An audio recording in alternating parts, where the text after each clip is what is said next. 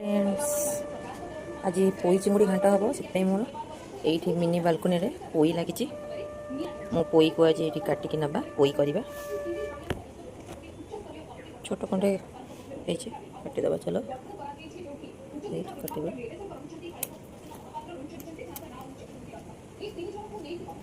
ये पोई बाहर आज देखो तरकारी करवा चलते केमती तरकारी करवा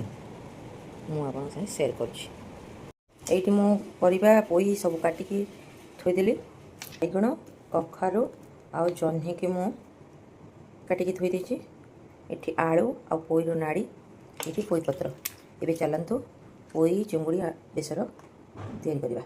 कढ़ई बसई देली कढ़ईटा बहुत कड़ा हो गैस ऑन करदे टिके सोरिष तेल देदे ये आम तेल गरम है आलू आ पोई नाड़ी टिके लुण दे भाजीदे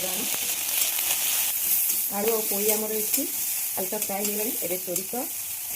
मसला देदे ये मुझे सोरिष जीरा आउ रसुण गोटे पेस्ट करी ये देदेबा हल्दी गुंड आउ देदेबा लंका गुंड सपन मसला कर मसला बेसी आम कषानी मसला लगे ये आम मसला ये होगा मुझे पानी देदेवी आम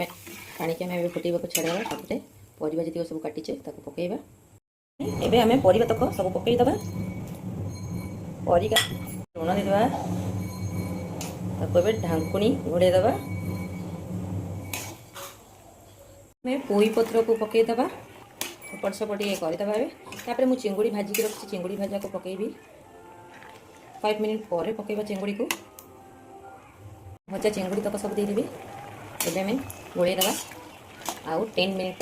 छाड़ीदे सीझापी छुंक दबा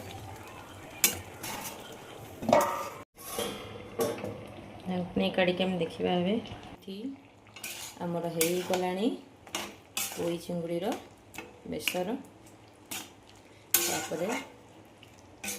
चलते आम छुंक ए दबा रसुण पकईदेली तापर गोटे कंचा लंका ये रसुण छुचा एवं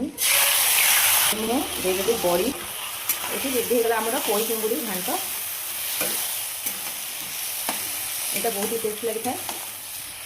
आप खातु वीडियो भल लगी लाइक शेयर सब्सक्राइब करदे थैंक यू।